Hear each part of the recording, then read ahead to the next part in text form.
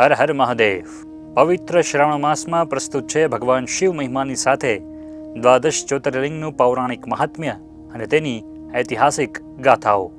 સૌરાષ્ટ્રે સોમનાથમ ચ શ્રીશૈલે મલ્લિકાર્જુનમ, ઉજ્જૈન્યામ મહાકાલમોંકાર મમલેશ્વરમ, પરલ્યામ બૈજનાથમ ચ ડાકિન્યામ ભીમશંકરમ, સેતુબંધેતુ રામેશમ નાગેશમ દારુકાવને, વારાણસ્યામ તુ વિશ્વેશમ ત્ર્યંબકમ ગૌતમી તટે, હિમાલયે તુ કેદારમ ગુષ્મેશમ ચ શિવાલયે, એતાની જ્યોતિર્લિંગાની સાયં પ્રાતઃ પઠેન્નરઃ સપ્ત જન્મ કૃતમ પાપમ સ્મરણેન વિનશ્યતિ.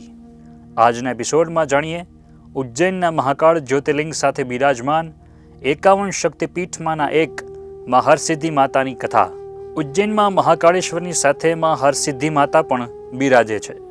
માનવામાં આવે છે કે માં હરસિદ્ધિ એ મહાન શાસક વીર વિક્રમના આરાધ્ય દેવી હતા. કથા અનુસાર માં હરસિદ્ધિ એ ગુજરાતના પોરબંદરથી 40 કિલોમીટર દૂર આવેલા સ્થળ પર બિરાજમાન છે. ગુજરાતના શાસક રાજા કર્ણ દ્વિતીયનું જ્યારે શાસન હતું ત્યારે રાજા દૈનિક દેવીની પૂજા આરાધના બાદ 1.25 મણ સોનું દાન કરતા. તે જ સમયે ઉજ્જૈનમાં વિક્રમાદિત્યનું શાસન હતું. રાજા વિક્રમે પોતાના પરાક્રમ અને તપશ્ચર્યાથી માં હરસિદ્ધિને ઉજ્જૈન પધારવા પ્રાર્થના કરી. રાજાની વિનંતીથી માં હરસિદ્ધિ ઉજ્જૈનમાં બિરાજિત થયા.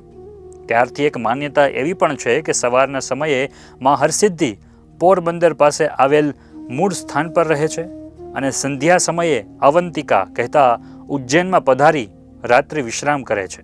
રાજા વિક્રમાદિત્ય માતાના એટલા પરમ ભક્ત હતા કે તેઓ દર 12 વર્ષે પોતાના હાથે જ માના ચરણોમાં પોતાનું મસ્તક ચડાવી દેતા અને દૈવીય કૃપાથી તે મસ્તક ફરીથી રાજાના શરીર સાથે જોડાઈ જતું.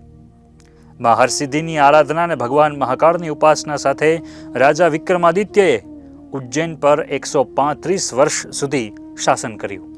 2000 વર્ષોથી પણ વધુ પ્રાચીનતા ધરાવતું ઉજ્જૈનનું માં હરસિદ્ધિ મંદિરનું નિર્માણ 18મી સદીની શરૂઆતમાં ઈસવીસન 1734માં મરાઠાના શાસનકાળમાં ગ્વાલિયરના પ્રથમ શાસક રાણોજી શિંદેના દિવાન શ્રી રામચંદ્ર રાવ શેણવીએ કરાવ્યું હતું.